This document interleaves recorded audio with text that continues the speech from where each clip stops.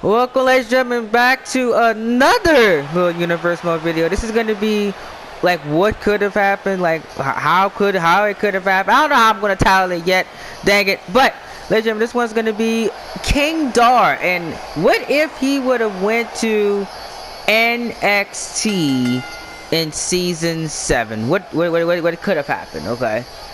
Okay, so the story was originally, if we go back to the end of season 6, it was NXT TakeOver Las Vegas. King Dar retained his NXT championship, right? He retained the belt.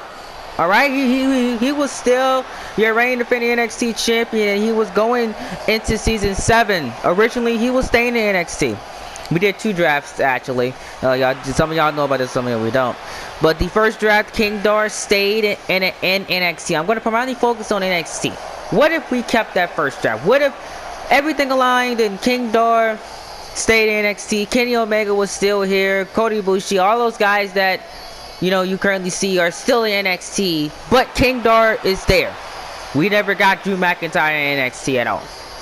McIntyre never took his spot at the top of the black and yellow brand. What if that happened? The King Dar, this would have been very interesting because the King Dar character would have taken a very swift turn. In my events, there are 2 versions of this title reign that would have continued on throughout the season 7. We actually had 3 pitches for how this was going to work. My events was King Dar was going to retain the NXT championship, as you've seen at NXT TakeOver Chicago 2. He was going to walk into the NXT at SummerSlam weekend as the NXT champion, and I was actually going to push for this. I was actually going to have him retain during SummerSlam weekend as well.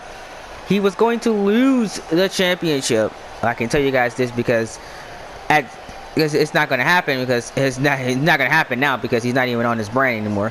He was going to lose the title during Survivor Series weekend. That was going to be it was going to be a nice story.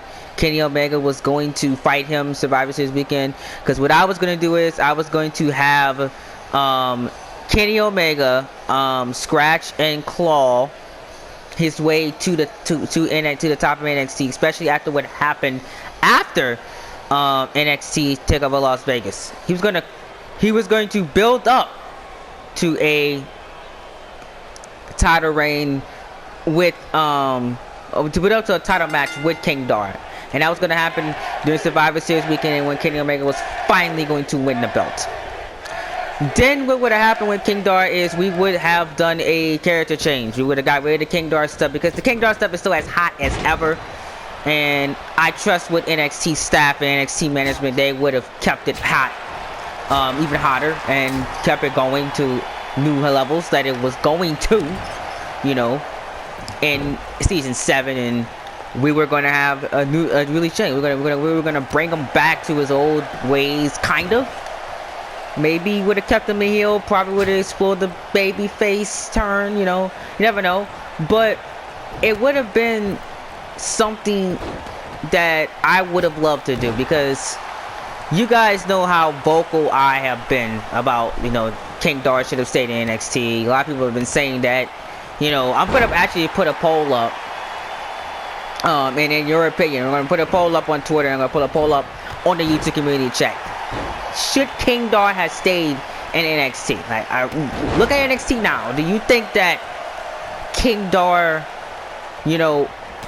would fit right now, with the current landscape of NXT? Should he have stayed there? I am one of those firm believers that believe that he should have stayed there. A lot of people say that, he's perfectly fine on SmackDown. I say yeah, he's having one of his best runs. He's fighting the top talent. He beat Brock Lesnar, for God's sakes. And he beat AJ Styles 1-on-1, clean, in the middle of the ring, right? So I agree to you to an extent that yes, he's having one of his best runs in the series, but come on, man. A potential Kota Ibushi match that he left on the table, probably maybe a Bray Wyatt feud I had planned, like those are things that would have been great if he would have stayed in NXT. But I understand the circumstances of why he didn't stay, you know, and I get it, okay, you know, the SmackDown booker at the time wanted him. The SmackDown booker that thought that they could have molded him into something special, and you know, and he went to Friday Night SmackDown. But I kind of wish that he would have stayed. You know, he would have been great in this role in there. And I feel like NXT probably would have been the best brand in the series right now, because I mean, him at the top probably. They probably most likely still get Daniel Bryan, most likely. I mean, imagine this. The only thing that you change is NXT gets everybody that they originally got, but you just replace King Dar with to replace King Dar from Drew McIntyre, right? I mean, honestly, you have stars, and then you just build around all of those guys. I mean, man, you have stars for days. Stars for days, you know. That would have been fantastic. I mean, come on. I mean, like, come on, man. And he had so much unfinished business there, you know. And I'm very disappointed that, you know, we still haven't gotten that Ricochet match yet. I mean, you know, so far we haven't gotten it yet. But I mean, I you know, based on where you're seeing, it looks like we're headed to maybe a King Dar feud with Ricochet, which I've been looking forward to seeing since, you know, takeover Philadelphia, and then the Royal Rumble, you know, when they had their interaction. That was the last interaction. They have not crossed paths at all yet, you know, and that's been one of the main teasers that I've been waiting for Dar to do. Yes, we probably would never got the Ricochet feud, most likely, you know. We don't know if it's happening, especially with going on with AJ Styles and Pete Dunne now being involved in that. I don't know how Pete Dunne's how he gonna treat the Friday Night SmackDown episode that just happened. You know, what's gonna happen with Pete Dunne now? I mean, you know, but Ricochet's in the King of the Ring, so it could happen. You know, but Punk's there too, so I mean, a lot of factors are going into. Could we get that Ricochet feud? I don't know. We'll see. I don't know if it's gonna happen now. I honestly don't know. Okay, we don't get the Ricochet feud, you know, but a Kenny Omega feud, a Cody Ibushi feud, you know, probably a Daniel Bryan feud, you know, eventually, you know, down the line we could have gotten with King Dar, you know. A lot of things could have transpired with a Dar and NXT. Still. I mean, give him one more season there, then he moves in, and you can arguably say, okay, now we can move him up. We can move him over there. Because keep in mind, all three brands are legit. There ain't no developmental here in this series. You guys know that. NXT ain't no developmental brand. They're a legit brand. Kenny Omega is a star. He's not a developmental person. I don't ever want to hear that ever here in this series, okay? So, I mean, Dar staying in NXT wouldn't have mentioned it back then. He would have been part of one of the most legit black and yellow brands, you know, legit brands in the series, you know. Possibly could have been one of the best shows of the season, you know, if he would have stayed there, you know. A lot of things would have changed. I imagine the possibilities. I can get him. Maybe one day I can get in here and talk to the Raw Booker about what if we would have kept that first draft as we get close, as we get deeper in season 7. Like, what could have happened with Raw, you know. You know, a lot of things could have changed, you know, with Monday Night Raw. Like, I think that NXT actually, I think that they got where there's a scenario where they kept Jay White too. Jay White in NXT was there at one point. Dar was there too. So, like, imagine, like, if Daniel Bryan would have stayed where he was at. I mean, shoot. Bryan would have fit perfectly into the culture what we have on Friday Night SmackDown.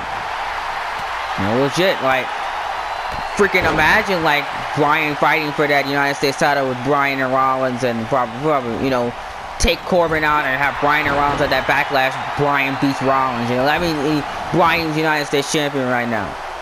Probably a world title feud between Bryan and Drew McIntyre probably would have been on the table. I mean, I would have been great.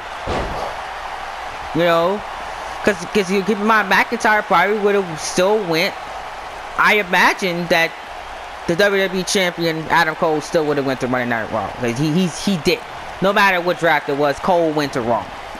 But McIntyre would have probably stayed on SmackDown. The Dar would have went to NXT. He would have stayed on SmackDown, you know, and he would have beaten, and he probably would have been the world champion. You know, SmackDown had a scenario where they could have gotten Daniel Bryan too, and if they did, you know, I just don't see a factor where Bryan is not the world champion by the end of the season. You know, imagine that he did. He probably would have been world heavyweight champion, more than likely. Oh man, if NXT did, they would have gave him the treatment like they did with McIntyre. Right? McIntyre still would have had that 2-month reign. I mean, legit. Bryan beats him. There you go. So, a scenario of a King Dar, Daniel Bryan, and probably most likely Adam Cole, because Cole probably still would have been WWE champion. I don't see Balor. I don't think Balor will. I gotta double check, but I don't think Balor ended up on Monday Night Raw in the first draft. So I don't think he went there. I think Balor was on SmackDown. I gotta double check and see, or he probably was in NXT. I don't know. I have to look back and see about that, how that first draft went. But like, imagine a factor like, you know, of a Dar, Bryan, and Adam Cole, 3-headed world champion for each brand. That would have been fantastic. I'm sorry. It would have been absolutely amazing. You know what I'm saying? But we can only speculate. So if King Dar would have stayed in NXT, he probably would have lost it NXT TakeOver SummerSlam weekend, Survivor Series weekend, or there was a pitch to have him lose it at Chicago too. Potential opponents he would have lost it to was Kenny Omega, one final push for Kota Ibushi, and if NXT would have gotten him, there was a plan for Finn Balor to beat him as well. So that was the pitches that we had for the Dar side. See, that is all I have for you guys today. Thank you guys so much for joining us. What could have happened? Imagine if Dar would have NXT. You know, did we make the right move? Is a King Dar on Friday Night SmackDown the right move to make, or would you guys would have preferred that King Dar stayed in NXT? Let me know in the comment section down below. Let's get this conversation going in the comments down below. But thank you guys so much for all your consistent support. I've been your host, Coach Trey, and I will see you guys in my next video. Peace out, guys. What a speculation, though. Crazy. Imagine if your king would have stayed in NXT for season 7. Like I said, the possibilities would have been endless. Keep the conversation going in the chat down below.